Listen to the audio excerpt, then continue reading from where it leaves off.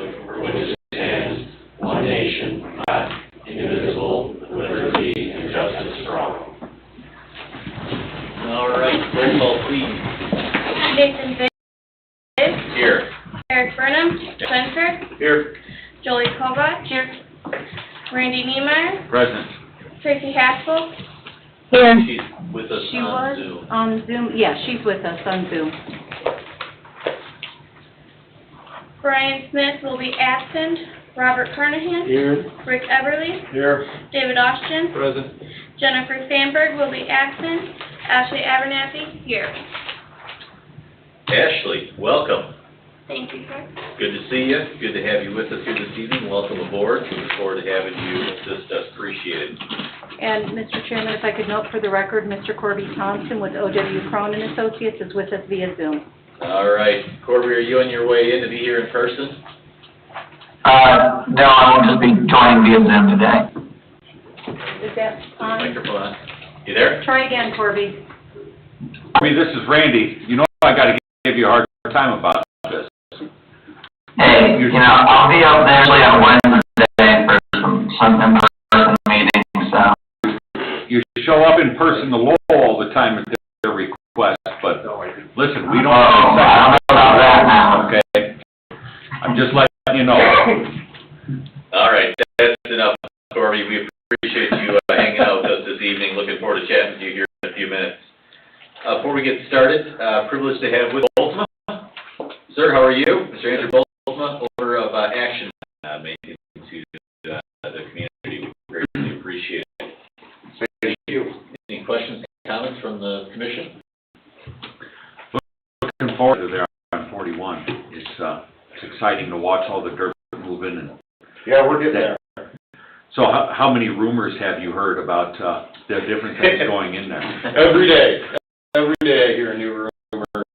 I've heard anything from a tire factory. Tire factory, we could then be Springfield and move the Simpsons in here. The Simpsons Springfield tire fire then. Yeah. We're on the site. We're still looking at trying to get final paving yet this year, so hopefully by spring of next year we'll get it. That's awesome. And I've heard rumors, they're rumors, but of many folks, so.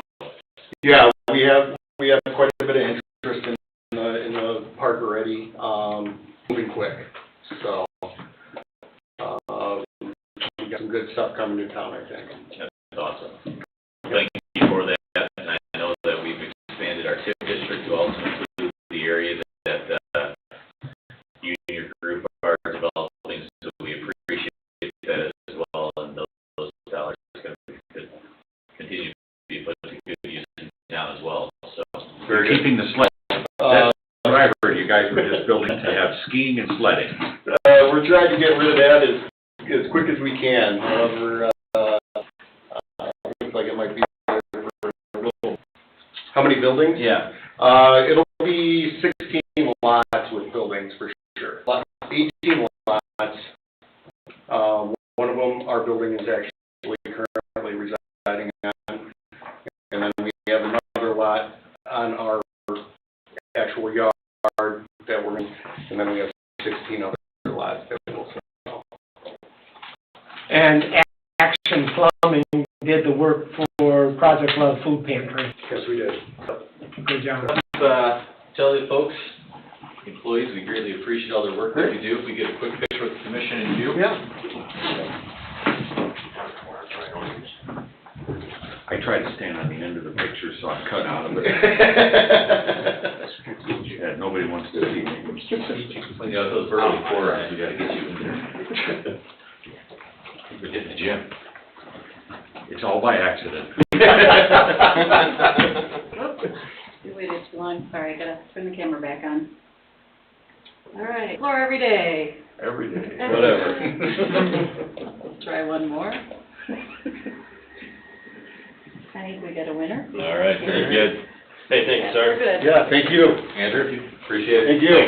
Thank you. Thank you, sir. Thank you. Appreciate it. Thank you, Mr. Austin. All right, let's hop next to our consent agenda.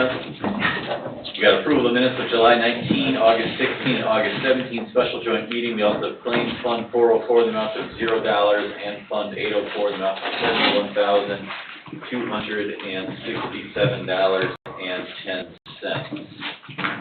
Is there a motion to approve? So moved. There's support? I'll second that. All right, support by Doug. Discussion. Mr. Everly, any comments on Fund 804? Appear to seem to be in good order. Yes, it is, Mr. President. All right, note, for the commission's sake, good to see that we had approved at last month's meeting monies for the fire force, and it appears that that immediately went into use last month, so that is good to hear. Hearing no other discussion, roll call. Ms. Kovach? Yes. Mr. Spencer? Yes. Mr. Niemeyer? Yes. Mr. Burnham? Yes. Mr. Biz? Yes. All right, thank you for that. Next is public hearing. Dave, do you want to take us through this, please? Thank you, Nathan. This is the public need, the tax impact statement from the Tisers at Crow, the notice of the public hearing, as well as the consideration by you of the resolution for the purposes mentioned. The overlapping taxing units have each been served, and acknowledgement of receipt of the public hearing notice as well as the tax impact statement has been provided to them. So you hear through the community that some body or buddies did not see, receive, or review the tax impact statement that they were provided. I have signed acknowledgements in my file, and I will copy all of that once this is completed to town staff for town records and your records, as well as to our consultants for the reasons mentioned.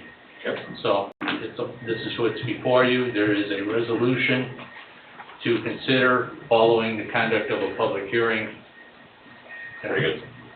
Thank you for that opening and for the review of the legals. Now I'll do just a brief review of resolution number 2021-3, the resolution of the town of Cedar Lake County, Indiana Redevelopment Commission approving an amendment to the declaratory resolution and consolidated economic redevelopment plan for the consolidated Cedar Lake 133rd Avenue Economic Development Area and all matters related thereto. Resolution number 2021-03.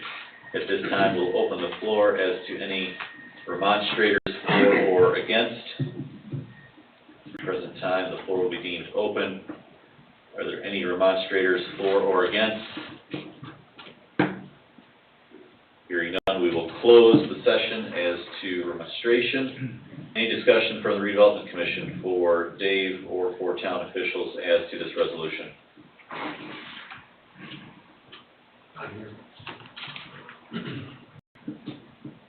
No. Nathan, may I read two pertinent sections from the resolution into the record? Go ahead, please. For the basis for the actions to be considered. Section 2 says, the addition of the 2021 expansion area to the consolidated area will provide significant opportunities for the gainful employment of the citizens of the town of Cedar Lake, will assist in attracting major new business enterprises to the town, may result in the retention or expansion of significant business enterprises existing in the town, and meet other purposes of sections 2.5, 41, and 43 of the Act, including without limitation benefiting public health, safety, and welfare, increasing economic well-being of the town and the state, and serving to protect and increase property values in the town and the state. Section 6, the accomplishment of the consolidated plan for the area will be a public utility and benefit as measured by the attraction or retention of permanent jobs, an increase in the property tax base, improved diversity of the economic base, and other similar benefits, and it conforms to the comprehensive master plan of the town. I've done a lot of these, and tonight it's so stark how having Andrew Baltima here with what's actually occurring that's before our eyes, not paper, missions, not pro forma, but actual. And our timing here is such that the purposes I just talked about are right in front of us. So, congratulations to you. Thank you for letting me do this work. Thank you, Dave. We appreciate that. It's definitely exciting to see this come to fruition. I think a year from now, when we look back at that area of 41 and where it is today, maybe we should make a mental note and just put that in our minds as to what that area is going to look like. It's going to be a lot different than it is today. Keep thinking 141st Avenue. That's next. There you go. Dave, do we need to do an approval of this? That's already been done at the last meeting, correct? This is just a public hearing? No, you need to approve this resolution. This is the confirmatory resolution affirming the actions taken to get here. Okay. So then, Ashley, if we can just make a note for the record, we'll make a motion. I will entertain a motion to approve the review of legals, opening remarks, reading resolution 2021-3 and remonstrators, open forum for 2021-03. Is there a motion to approve? I'll make the motion to approve. There's support? Second. All right, second is made by Joe Lee. Discussion? Nathan, did you note for the record, no remonstrance, no objection? Okay. No remonstrance, no objections for the record. Thank you. All right, we'll take a roll call. Ms. Kovach? Yes. Mr. Spencer? Yes. Mr. Niemeyer? Yes. Mr. Burnham? Yes. Mr. Viss? Yes. All right, that passes 5-0. Next, new business, we have resolution number 2021-4, a confirmatory resolution confirming an amendment to the declaratory resolution of the Consolidated Economic Development Plan for the Consolidated Cedar Lake 133rd Avenue Economic Development Area. You've already taken that action. 2021-3 is the resolution. Okay, that's the resolution? It's the resolution. Okay, so that has in my packet. I have the same thing for you, but it's okay. So they're included together? No, there's only one resolution. You only have one substantive action to take, and you've taken it. Got it, I was confused because there's two resolutions. You're right. There are on the agenda. There should not be. Okay, understood. Got it, we'll scratch that from the agenda. All right, we'll move along to number 2, Explore Everyday Community Recognition Nomination. Are there any nominations this month from the commission as to business owners, venture capitalists? No, you had one last month, didn't you? Yes, I did. What was that? And it was appeared that was shooting well. And I guess took care of myself.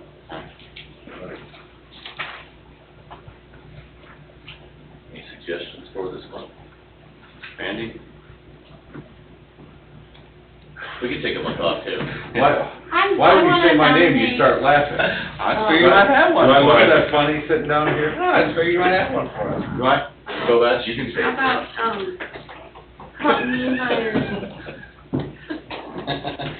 Well, last month someone mentioned striking myself. I'm going out with the thing. Strike and Van Til? Yeah, that was mentioned. That's pretty significant. That was mentioned last year. I like the one with, Niemeyer Trucking too. Yeah, I was thinking Niemeyer Trucking. Yeah, we're not even in town though. Yeah, you're not in town. You live in town. I live here, but our headquarters are I know. over in the unincorporated Wild West. Unincorporated Wild West. Well, how about for the record, though, we made note of your contribution to the community. Well, I appreciate that. We'll go with Streck and Van Til. I make a nomination to go with Streck and Van Til, please. For support? I'll have to second that. Discussion? They made a significant facade overhaul of their premises in the last year. And they've kept all of us fat by providing enough food, so it's appreciated. That they have plenty of TP on the shelves through this all. Yep, haven't seen them run out yet. All right, roll call. Ms. Kovach? Yes. Mr. Spencer? Yes. Mr. Niemeyer? Yes.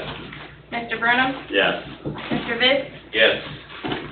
All right, facade grant extension number 3 on the agenda for 21-3, 13212 Wicker Avenue Guard Building. Mr. Henn? Yes, How are you, sir? I'm fine. Good to see you. Good. Hi, John Henwood, Sons Construction. Basically, we're looking for an extension for the facade grant, at least 60 days. I think our deadline is November 1st currently. You know, due to material delays and some other unforeseen delays, you know, we don't want to be pushing it to where we're getting to the wire. So we just kind of want an extension, at least to the end of the year, if not to the end of January. And then hopefully we'll be ready for final at that time. Okay. Questions for John? That's more than 60 days then. If we do to the end of January, that would be about, Oh, beginning of January, sorry. oh, beginning of January. Yeah. Okay, I thought you said end. Okay, I did yeah. say So end. Yeah, that is, beginning. that is about, I'd make 90 that, days? yeah, I'd make that Nice. motion to December 31. yeah. Is there support for that motion? I'll support it. Second place looks great. Good, glad to hear.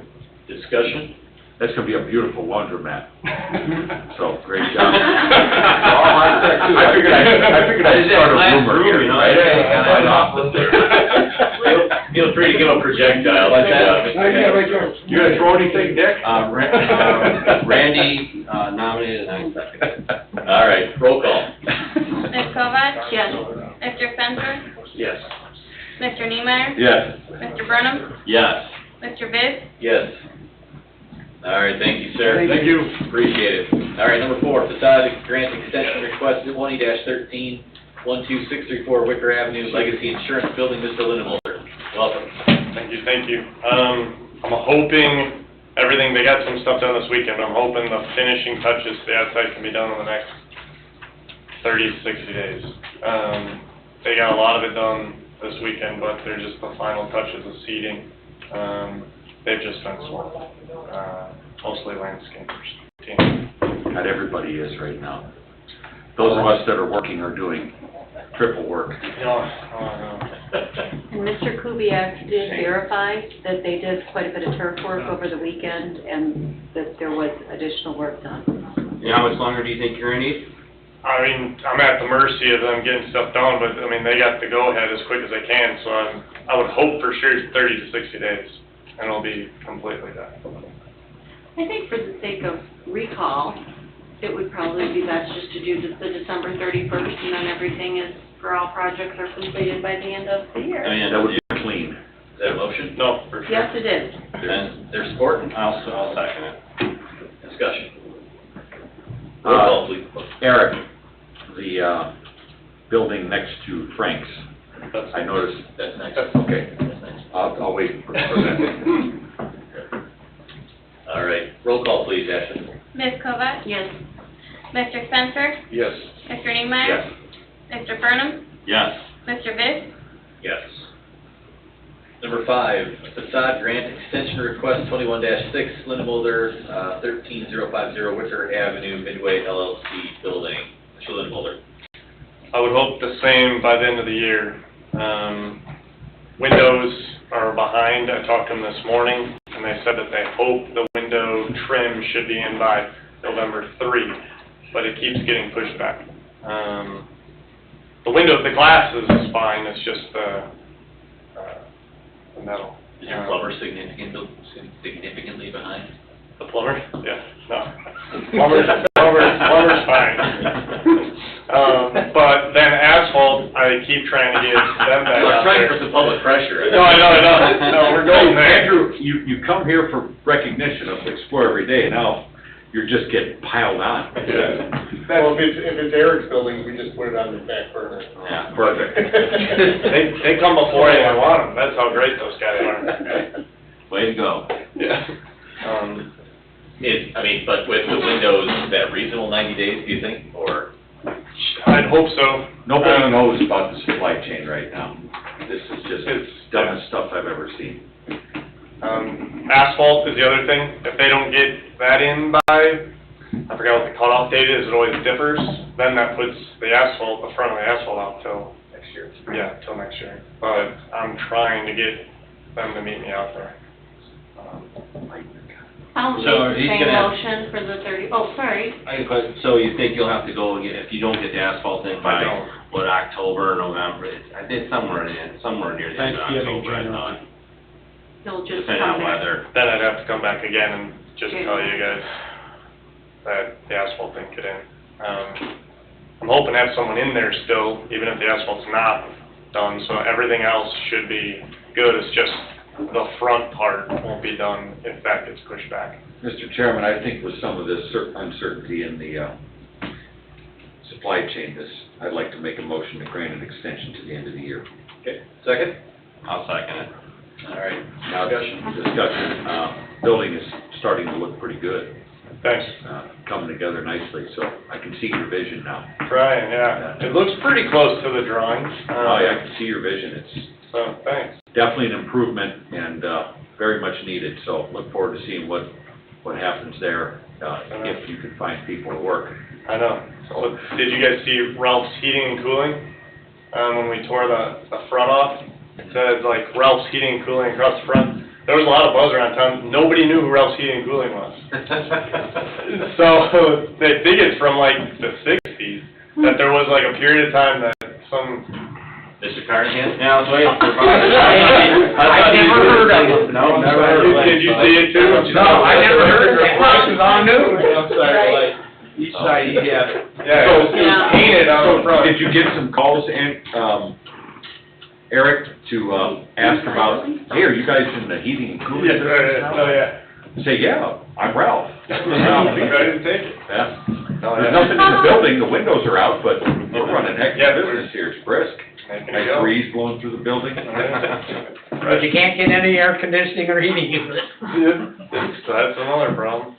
All right, we'll entertain roll call. Ms. Cova? Yes. Mr. Spencer? Yes. Mr. Niemeyer? Yes. Mr. Burnham? Yes. Mr. Biggs? Yes. All right, Mr. Linwiller, we appreciate it. Thank you, sir. Thanks, guys. Thank you. Thank you. All right, number 6, financial planning, budgeting. Mr. Thompson? Yes, He's coming to us from Randy? Lowell, by the way, he zoomed in from Lowell, I think. No, he's not. Okay. Go ahead. hey, Randy, Yeah. did you have something you want to say regarding this, or, Well, this was something that I asked that we do, Corby, because I think one of the things that we miss sometimes when the council's considering budgets is looking kind of full scale at all of our budgets, which includes redevelopment, because that doesn't have anything to do with the fiscal body as far as a budget goes. But I think it'd be useful for this body to be able to properly manage its funds. We have a facade grant program. We've got a number of infrastructure projects and around town that TIF monies have been used for and will continue to be used for. So I think that it's important for all of us to have kind of a grip on this, especially with the Lake Eco Restoration Project, and then take up some funds for the next several years. So that's where this came in. Corby was being able to really gain an understanding of a realistic and sustainable approach like what we're doing and everything else financially in town. Yep, yeah, I mean, just regarding that ecosystem project, you know, with the sustainability plan that we kind of have in place, yeah, we do have some of the TIF monies identified as well as some of the economic development monies identified to help pay for that ecosystem restoration project.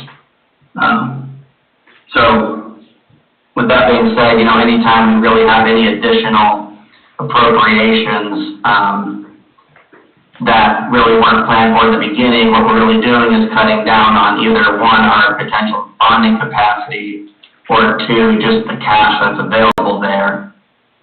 So I think just kind of going forward, being conscious of any money that the RDC does decide needs to be spent, appropriated, whatever it may be, we do need to kind of compare that with the town's plan as a whole, the sustainability plan. I know one of the things that happened was that there was a payment for a reimbursement to the Summer Winds community that was agreed to for 7 years of $38,500. And I just kind of wanted to make you guys aware of kind of the impact that may have on just doing things like the ecosystem restoration project. The town's going to have to issue debt most likely in order to fund that project there. Again, I kind of mentioned some of the sources of the funding, but the primary source of that funding would be a TIF bond. And those extra payments there really reduce our bonding capacity, on a 10-year deal, by about $335,000. So, in theory, we would need to go through now and identify somewhere where we can either, one, find that cash of $385,000, or $335,000, or reduce some kind of expenditure elsewhere. Mr. Thompson, quick question, what constitutes an appropriation? So if we set aside in our budget $100,000 for a facade grant program, does that then technically reduce our bonding capacity? If we plan in a budget year for $75,000 to pay for a newsletter, does that decrease our bonding capacity? First of all, when I say appropriation, I probably should really say expenditure when we're talking about the redevelopment commission. The appropriations I kind of just use as like a projected expenditure, an amount that we've kind of set aside for certain spending. We do know that you guys have that $100,000 set aside there, so in the sustainability plan, we have those amounts there. So yes, anything that you do spend in the facade program, could be used elsewhere, and so I guess it was my understanding that we just kind of wanted to go through the consequences of what that additional $38,500 has on the impact of bonding capacity, and the effect that it has on other projects that may get done. Yeah, I guess I'm more interested in more global understanding as to how we construct our budget, the implications that then has more globally, because I think that's more prudent for us to understand it from a broader perspective. So, with you advising us then, does it make more sense for us to have less of a budget so that we can maximize our bonding capacity moving forward? Is that what I'm deducing from this conversation? Yeah, I mean, my understanding is that we just kind of want to get, like you said, that the understanding of the budgeting out there, and so, in the sustainability plan, we have that identified. It's one of those things where we're just weighing back and forth between, do we want to get some major projects done and allow ourselves to have bonding capacity, or do we want to spend the cash that we have for improvements around the town? Mr. Chairman? The redevelopment commission, you guys have all those TIF monies available, so it is a little unique in that regard. We don't have an official budget for those funds. But as far as planning goes and capital projects go, it does kind of all tie together because, there's only so much you can do with those funds. Right, yeah, go ahead, Mr. Niemeyer. So, when we developed the sustainability plan, when it was first birthed, of why do we develop a plan like that? That plan was developed because as our community grows, we don't always realize the levy growth benefit of the growth as it relates to general fund. But this also ties into TIF revenues because TIF revenues are tied into AV of the TIF district.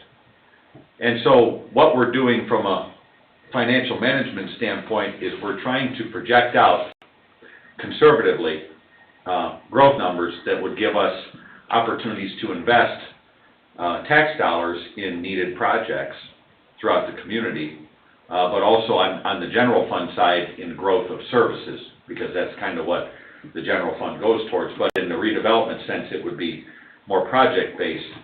So one of the ideas that was in my mind when we started talking about this was, how do we put together kind of a business plan for our government, so we're not operating like government operates, which is kind of by the seat of its pants and reacting and trying to put out fires. We're more planning every step of the way, and then we can adjust to those unforeseen circumstances.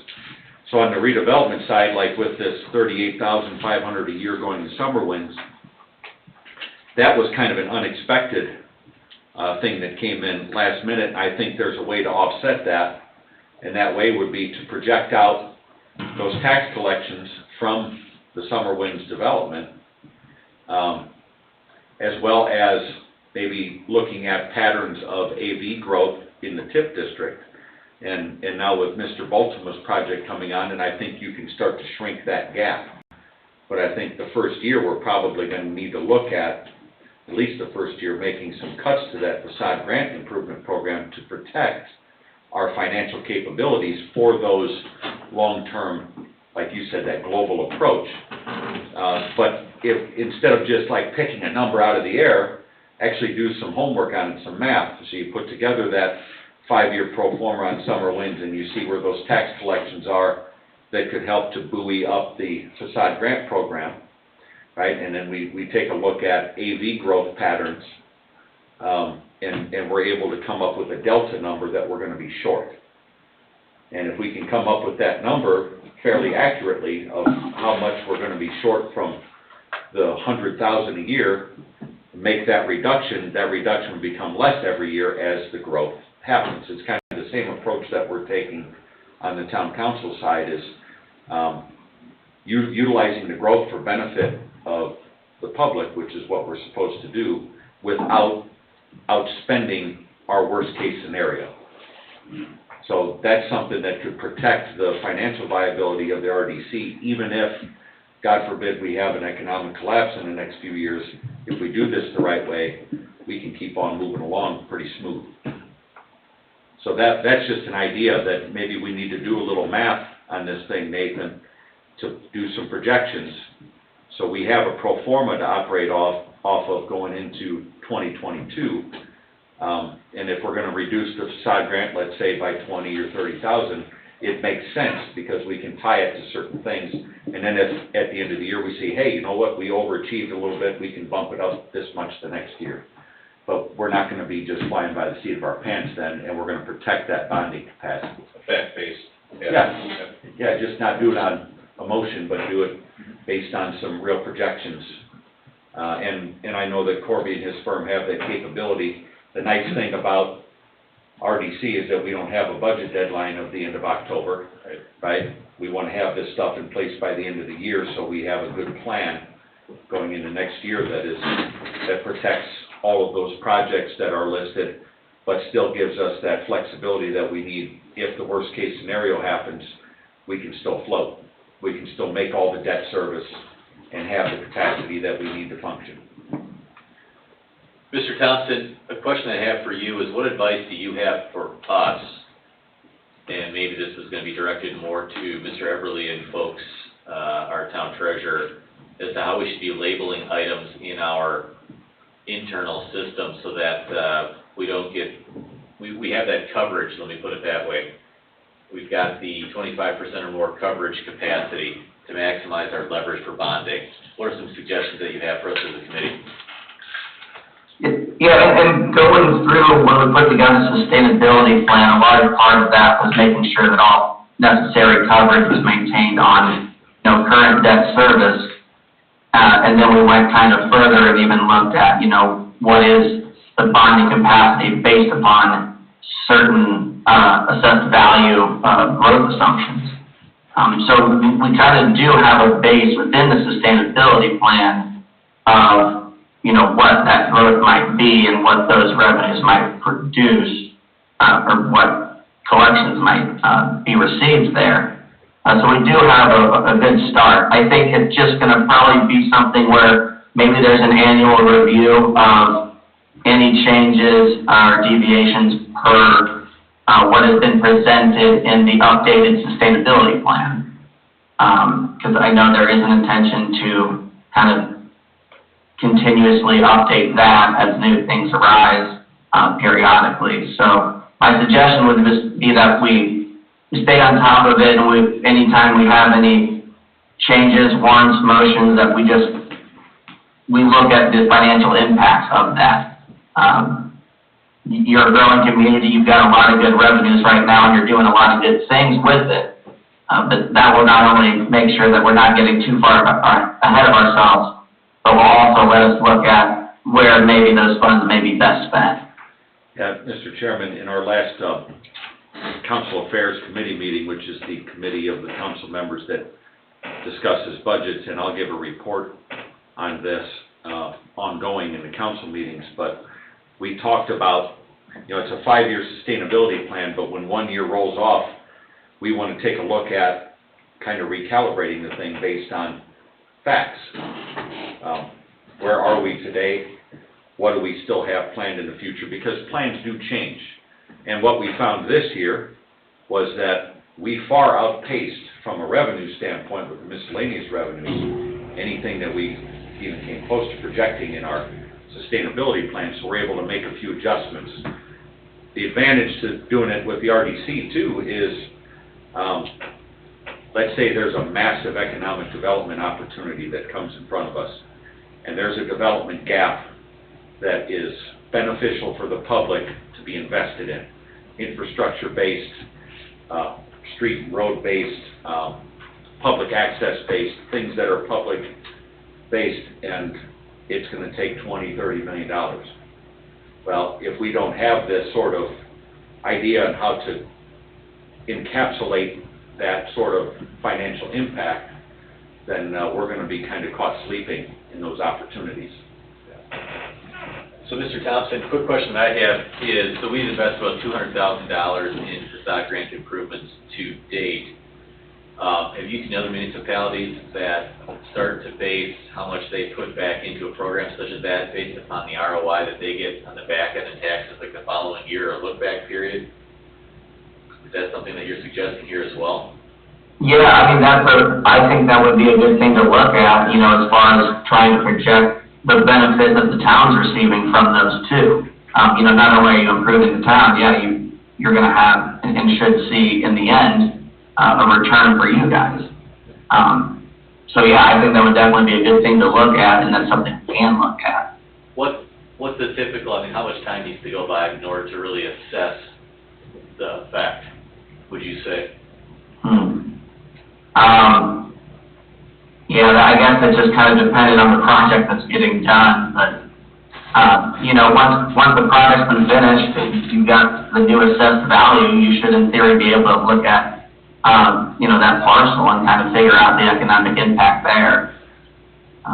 Okay. I think that's part of the problem, is so many of our facade grants over the first 2 years are in various stages of completion, right? So it's kind of hard for us to measure the AV impact there, but if we have a good financial pro forma that we're working off of, it's pretty easy to plug numbers into it, and understand impact on tax collections. I think it's prudent for us to do that. Maybe what we want to diary out is next June. That seems to me probably a good date to follow up and see where we're at. We probably won't know the full effect until the following June once all these have come to fruition. I think before the end of the year, we need to take what Corby already has in baseline and understand on how to make some adjustments to that facade program as a way to kind of keep balance. But then going into what you said next June is about halfway through the year, maybe have a workshop that we just focus on that financial pro forma and really getting this whole commission dialed into kind of a business management mindset as it relates to expenditure of these tax funds. I think it'll yield really good results for a long time in this community if we do that now. Because the growth is creating that opportunity, but also creates an opportunity to really screw it up.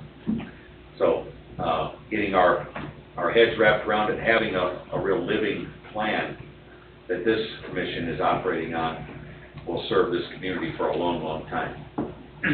Well, I think going back to Nathan's early discussion about 5 to 7 years, over the next 5 to 7 years, that's exactly what's going to happen. There's going to be a constant. But, and let's face it, the TIF district that we are operating under right now does have a shelf life by state statute. So it's also important for us to look at the projects within that time frame. And then as more opportunities to invest TIF dollars come along that could create new TIF districts that would give us a longer lifespan as well. Those are things that we need to be thinking about, because we're getting into that twilight era of this particular TIF district. So we need to think about what's next. So what's next is what, for example, Maryville is experiencing. On the Broadway corridor, the Mississippi Street corridor, they're experiencing an incredible explosion. The large building, large manufacturer, large transportation center type of thing, and things can change in a heartbeat. We gotta be ready. That we gotta be ready. Any more questions for Mr. Thompson? Mr. Chairman, just a comment if I could. I've always liked the idea of trying to track somehow the impact of the assessed valuation that this grant is benefiting us by. I think that's going to be difficult, and I'll turn to Eric here for a second if I can ask him, because certainly what we're granting you on the projects you've done in town is just a fraction of the improvement you're making to your buildings, correct? I mean, I would say it's certainly less than 50% of the improvements you've been making to your buildings. So it's going to make tracking it a little more difficult. If he's doing, $500,000 worth of renovation to a building and we're giving him whatever, $25,000, it's going to make tracking it a little bit difficult. But I don't know, Eric, what would you say the percentage is of the grants that you've gotten from the commission for your project? It'd be way below. Way below 50%. that. Yeah. And I think the big thing is that the hope is that this becomes contagious. Yes. So it's not just, some people won't even apply for anything, but now everyone just wants to improve their stuff and keep up. And so there's benefits that we can't even gauge from some of it too. Right. Yeah, I think this could be self-sustaining, but it's going to be, it would be, I think, a fun exercise to try to track the impact of what it is that you issue in grants. One of the difficulties, Rick, I think, is while you see an AV go up, the kind of natural balancing point as the overall AV of a community goes up is a reduction in a tax rate, right? Because we have a certain amount of expenditures that we make that might be outside the levy that create a credit within the Indiana circuit breaker system. So I think the best way to track it is just real simple and rudimentary is, okay, you had an AV at such and such on this year, and then 3 years from then you had this AV. And that shows us the growth in AV that gives us an idea, hey, this much investment made by the town equaled this much AV growth. Right. It's kind of simple. Maybe it's an oversimplification, because it won't necessarily spell out the quantifiable cash impact, but I think it shows a improvement impact, which is something that, as we communicate to the community, why do you do something? This is how much it improved the community.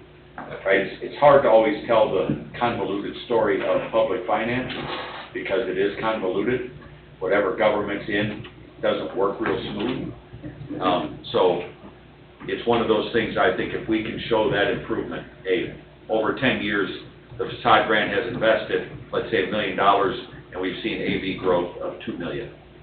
That's a really good thing to show the community, say, okay, this works.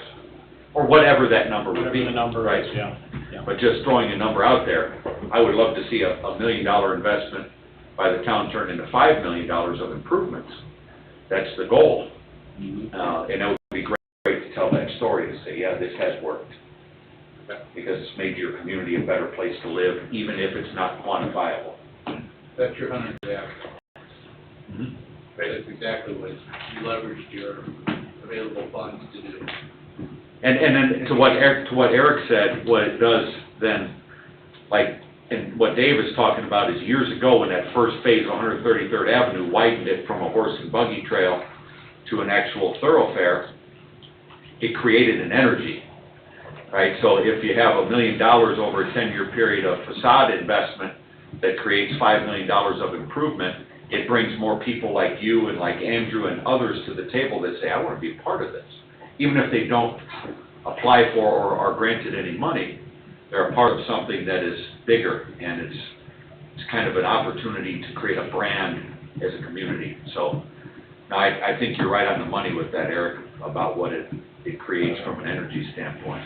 The big thing people say is Cedar Lake's turning around, things are cleaning up, and that's where more businesses wanna come, because it's, buildings are looking nicer, there's construction going on. We've got a great community of people, right? I mean, I always brag to people, we're at 97% tax collection throughout the pandemic. It's pretty awesome. A lot of blue-collar folks putting on their boots every day and going to work.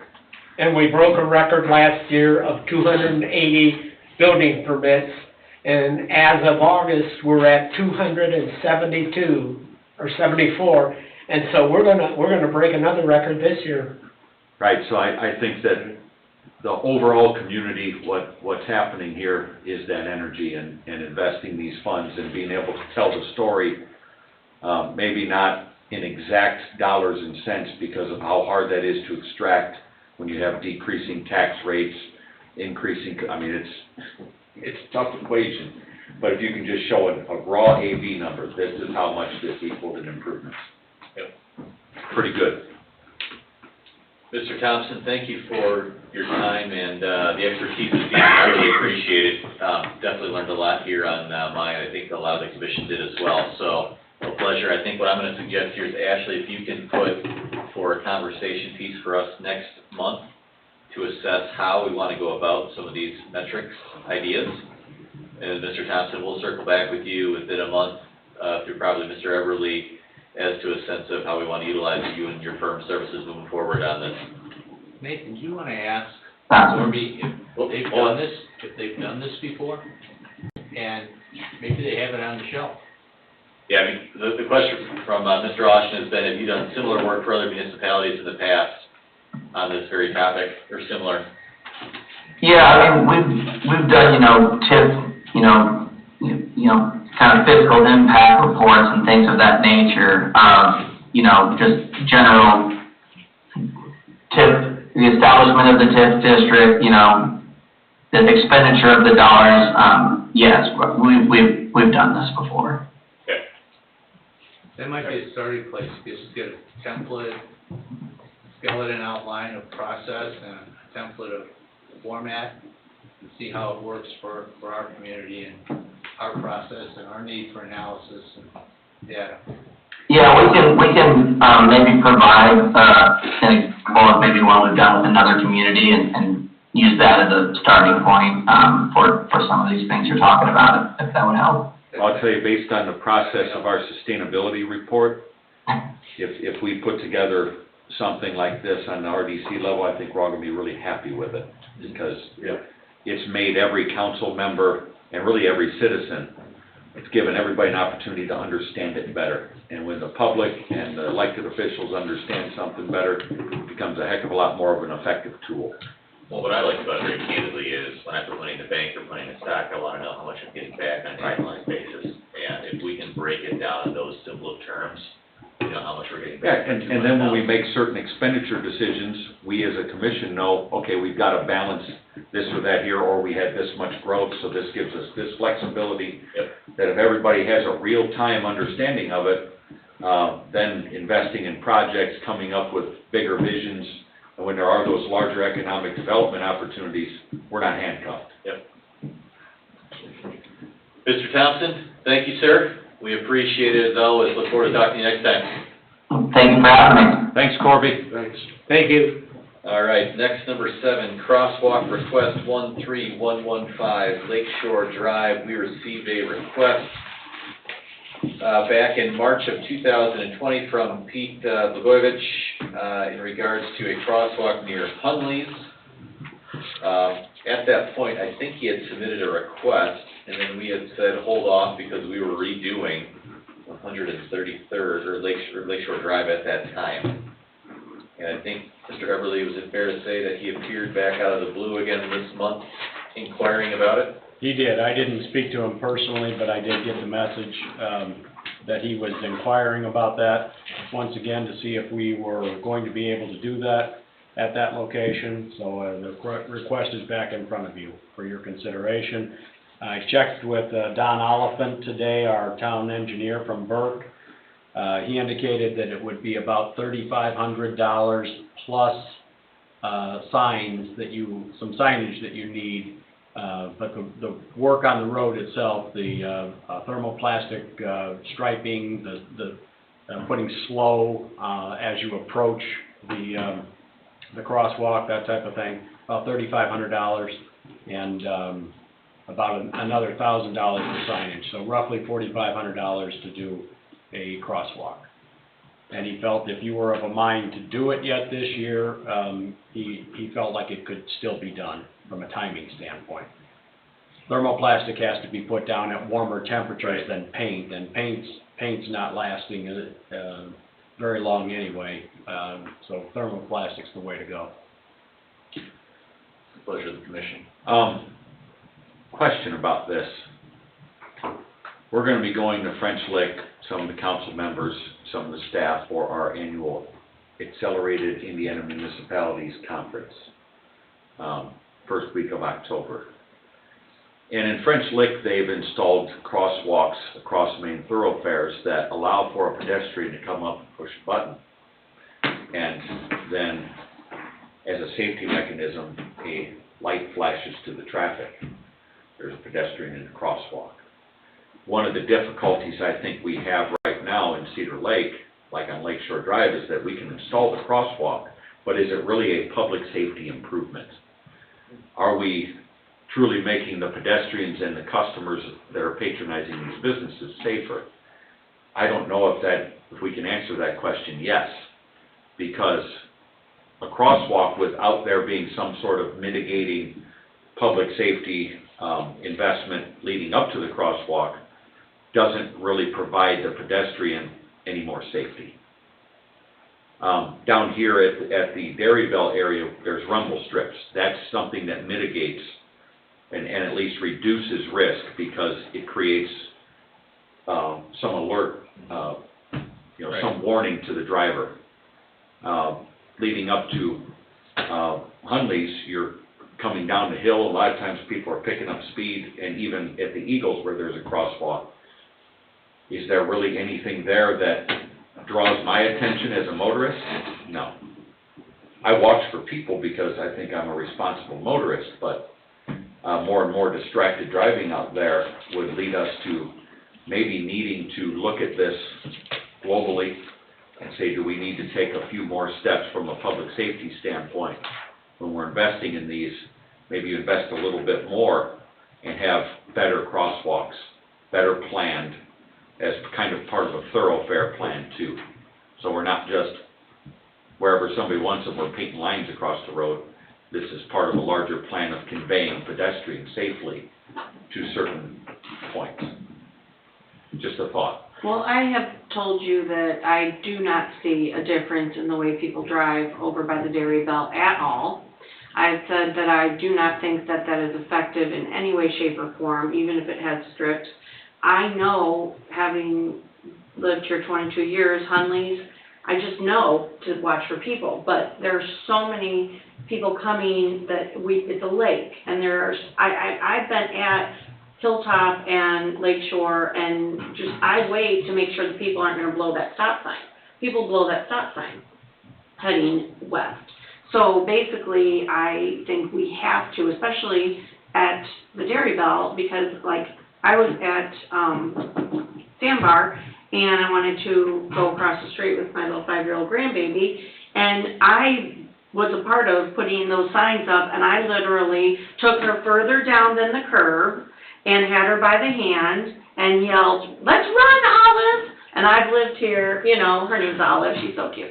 But anyway, so literally I am petrified crossing right there, and I don't patronize Hunley's, and I want to because I hear they have amazing food, but they smoke. But anyway, so, but if I did, I would run there too. And where's the other one? The Eagles? Smoking there too. So, well, on the way here, I would needless to say, I would Randy, you're pass 1,000,000% right. We've got to do this right. It is not going to be done by stop signs and stop lights and all that.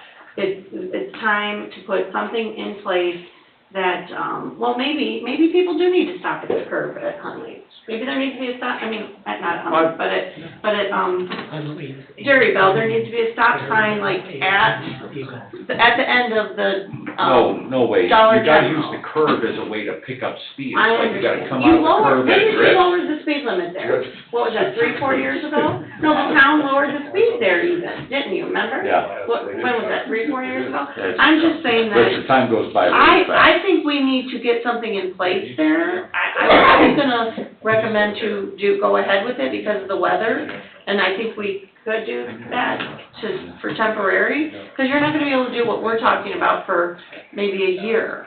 Yeah. So I mean, I make them, Randy, what is your thoughts about doing this now, temporal? I know it's $4,500, but, Rumble strips are part of that cost. yeah, Right, and I'm okay with doing this now. this for now, But we have to. but we have got to go into next year with a different approach to crosswalks, the Yes. pedestrian conveyance altogether. Right. Because traditional crosswalks in the middle, in an area that's not an intersection. So again, I bring up French Lake because it's a great example, we're going there. Mhm. And you're gonna see in areas that aren't intersections, there are specific pedestrian areas where you can press a button and it turns a warning light on the main Like a lot thoroughfare. down south in your Florida Yeah. region, Yeah. or even up raised So- areas, they have to so- slow down to go Yeah, over. so areas where you don't have intersections, but there are areas of pedestrian conveyance, we need to look at a little more of a thorough and, public safety approach to those areas. And I think that would be good going forward to look at that as maybe part of our kind of a thoroughfare plan as it relates to the redevelopment of certain areas of our town. And Dairy Bell and the Eagles have rumble strips on both of those. Right, and rumble strips are okay, but I agree with Jolie that we gotta go a step further. We have increasing traffic, more People businesses from out being of built, town. more people from out of town. When the lake dredging's done, you know, who knows how much activity some of this is gonna draw. So let's start thinking about this now. And while we're down at AIM, maybe we make some connections, Rick, with some people that do that kind of work. And get some resources together, maybe a presentation of some sort, so we can all learn about it and figure out what it would take for us to make this a part of our plan. So do you need, the 4,500 would be the Hold on, motion? Did we pay for the whole thing at Eagles, or did Eagles split it with us? I don't remember paying the whole bill on that. I thought we split it with the Eagles I don't remember. when they came I think in. you're right, Eric, I think we did, yes. So, I mean, I mean, there's a place for a pass, but it's their business, their parking lot is across the street, they own that parking lot, the restaurant's there, wouldn't they be liable to have a Right, day passage True. for their customers? True. Yeah, there's really nothing there that would. And to my that would mean recollection, that I don't they ever other remember pedestrians- there being a crosswalk I thought before the you road split it. got done or anything. I thought you guys split it, because I was at that meeting. Yeah, I think For we the did split it Eagles? with Eagles. Yeah. Yes, I remember those two gentlemen coming in, I remember being part of that, and we split it. Did we sponsor the entire one down here at, This one we did down here because it's such a. it's a pedestrian area, yeah, there's more than one business. No, we In had this case, several, we had, benefit one there was business. 3 on one side, and then you had the whole entire That's a strip good mall. point, Eric. And not everyone goes to the Dairy Bell area just for the patronage of the businesses, and you can walk on down to the park. That whole area just started, I would say then, I think I'll make the motion for $22.50 if they're willing to split, if Hunley's would be willing to split. Is that the right amount? There's sports fair. I'll second that. Good point, Eric. Good point, Eric. Roll call? Ms. Kovac? Yes. Mr. Spencer? Yes. Mr. Niemeyer? Yes. Mr. Burnham? Yes. Mr. Viz? Yes. All right, Mr. Everly, will you communicate that, sir? I will do that. All right, thank you. Next project update. There will be vendors, companies there that have. Oh, yeah, there's big exhibit halls, and they do, that, Great. it's where I met the folks at Veritas, was there, Oh, and got to know who they are, talked to other communities that have done business with some of the vendors, so it's a great opportunity. We've got our TIF allocation fund 804 here with us. Jen is not with us, but it looks to be all is in good order. And she provided this. Yes, that's what I'm looking at. Thanks, Margaret. I got a question on here. Did we receive $1 million $344,080 in reimbursement there. No, it's $1,344. 1,000, okay. Wishful thinking, Mr. Carnahan. Yeah. Wow. I looked at it wrong. Yeah. Thought our benevolent dictator in DC had passed that on to us, only $1,000. Yeah. All right. Clerk treasurer's funds report, we're good with that. Hood Luft damages, we've received updates there, we're good. Same with industrial park property roadway. Facade grants updates, thank you, Margaret, for your yeoman's work of continuing to track that on a monthly basis. Are there any questions from the commission on that? No? Nope, I don't have it. Light pole banners, Mr. Everly, brief update there? Right, I made contact with Jack Adams, because of the fact that the previous quote that I'd gotten last April from the other company, their materials had increased quite a bit since we got that quote. Talked to Jack Adams, and he's able to provide us the banners and the hardware for about $500 less than that quote I'd gotten back in April. So, and we're able to use a local businessman to get this done. So, exchanged a couple emails with him today, asked him to get us the hardware as soon as possible because we have 120 poles to put these up on. And we'd like to get Public Works started on putting these, the hardware up, if not the hardware and the banners, depends on when we get them. But that's going to be a timely undertaking for Public Works to put up 120 banners by the time we need them. Jack didn't feel there was any problem in getting the materials, the hardware or the banners, in time. And we talked a meeting or two ago about having them up probably for a month in total, couple of weeks either side of Veterans Day. So Jack still thinks that we can do that, but it is going to be time consuming to put those up. So the sooner we get the hardware, the better. And we approved the funds for that already, correct? You did, yeah. You said not to exceed like 63 something, 6,300. 500 in, under? And we're, yeah, looks like we're coming in 500 under that, right. Very good. I'm seeing these more and more. I was driving through Van Wert, Ohio the other day, downtown Van Wert, beautiful Midwestern town. And they have pictures with names of veterans from that community, young and old. It's really beautiful. I mean, it's really a tribute to people who have made sacrifices for our country. So it was pretty neat to see. And they're very easy to identify too. I sit there at a stoplight and turn green and people honking because I was reading a banner. We do a rewind about being a conscious motorist. I was stopped. You were stopped. That's true. Yeah. That is I true. wasn't reading the banner while driving. I was stopped. All right. Very good. Appreciate that, Randy. I was in an 18-wheeler, so they're not going to move me too easy. All right, written communications, I have not received any. No, Mr. Chairman. Public comments, any comments from the public? I have a comment. Go ahead, ma'am. I would like to stand in front of you all for this without crying. Am I going to cry? I hope so. At least when you're alone, cry over this. 7 years almost I have been serving on this commission, and my family and I have decided to move. It has been a blessing for 22 years to live here in Cedar Lake, the 7 years I've served with you guys.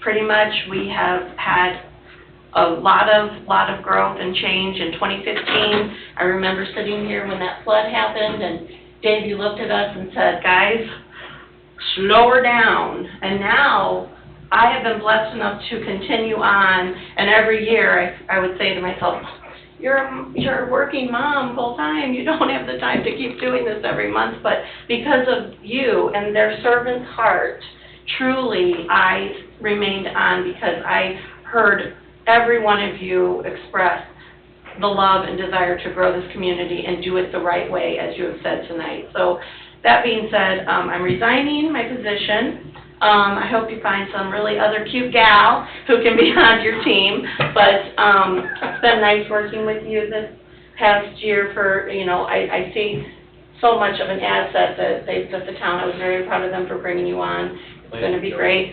I learned a lot through our issues that we had dealing with the facade grant, and thank you. Thank you for fighting for what you wanted to, and Yeah, he again. took a lot of abuse from me, but And we all all part drilled of the you, process. but I had growth in that for my future, and I hope maybe over in Winfield I'll be able to serve. You're a great leader. I appreciate you very much. You guys have just really been great to work with, and I just want to say that God bless you all. God bless this community. My prayer for this community as it continues to grow, and the family who bought our home, they're amazing, and they're sweet and wonderful, and they are local people, so not all Illinois people are moving here. I wasn't sure if I had anything else that I wanted to say, but I just, Winfield.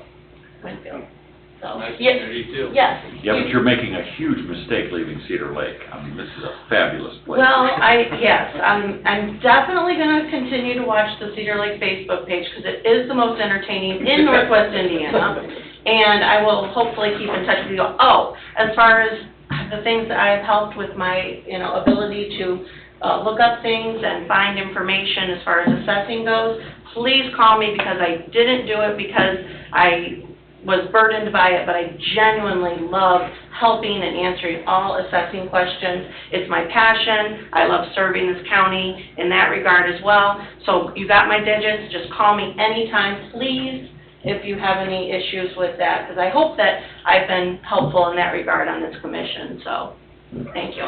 Hold tight. Yes. Jolie, we hate to see you leave. We've had the privilege of serving together. You said 7 years. Yeah. It seems like it has gone by. It did. Just like that. But I think I speak on behalf of the entire commission. A huge thanks to you. You started off by saying, talking about being a mom. And I think at times there has been that need for that mentality, that not only a pat on the back, but a calming reassurance. You've been that for us, that conscience, and that is going to be sorely missed. Thank you. I'm confident that we'll find a good replacement. No one is irreplaceable here on this earth. Right. But you will be missed, the presence that you had, and I can't thank you enough for your contributions as a commission member.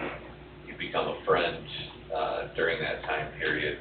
So on behalf of everyone here in Cedar Lake, you've been a tremendous asset. We can't say thank you enough. Well, thank you. Thank you. And I would just like to say I supported you in a caucus to become the Lake County Assessor, and that was a slim vote, but you got it. And I just want to say I never ran against you. And I was never going to, but that was a rumor that you heard. Yeah. Jolie, stay up there. Oh, We're not done with you yet. okay. Well, to what Bob said, a lot of people may not know, but Jolie was the last countywide elected Republican to serve in an office in that building, and she did a great job as the assessor. But it was seven years ago that I think you and I talked about a seat open on RDC, and thought you'd be pretty good at it, and I think you far exceeded expectations. I hope that you continue your public service in Winfield. They would be lucky to have you on their team. I do know a few people there, so I could put a couple words in for you if you'd like, to be a part of that, because that's another growing community, great community. A lot of good people moving there, including you and your husband and your family. It's always hard to lose somebody like you, but one of the requirements that you may not have known when I recruited you 7 years ago to this is that you're supposed to have your replacement already in place for us. So have you done that? No. Oh, you can't resign. Or don't accept the resignation? And you saying that too, I just always think of those who I love serving alongside. I think of Tim McGraw, and I know you, Mr. Country Music guy, sing those songs. Hey, we've sang a couple Always songs stay together. humble and kind. That's a great thing, because whether I was the Lake County Assessor or serving where, I don't have to be visible. I just have to be in a seat. So I definitely would appreciate that encouragement, because I do hope to go over there and serve as well, because there's always a need. We have a great need, and people need to step up more, and it would be easy to move over there and retire you're very politically, talented. but thank you. Thank you so much.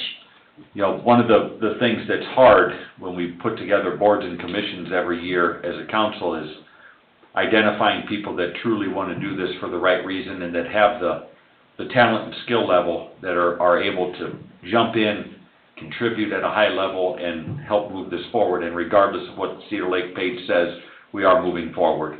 The community has made a lot of improvements, and that's thanks to the hardworking people here, but to people like you who have served. So, very much appreciated, and wish you nothing but the best of you and your family, and don't be a stranger.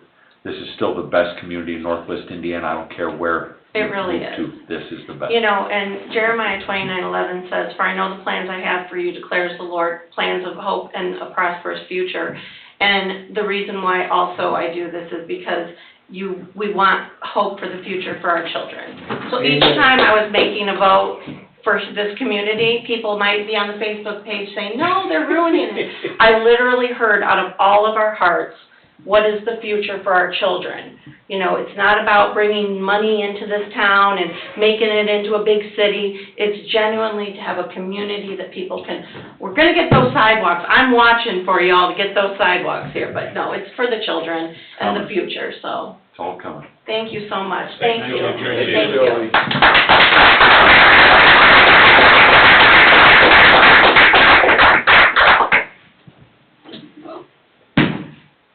Well, I think with that, unless we want to appoint Dave to research making people honorary citizens to keep them on commission. I have some influence in Winfield. I know that. We can give you a little dual citizenship here. We'll get you on, we'll get you on some fire department boards. Only residency. Fire department boards. Oh, no, oh my God. You don't want any part of that. Don't do that. I will entertain a motion to adjourn. I'll make the motion to adjourn. Support? Second. We are adjourned. Thank you.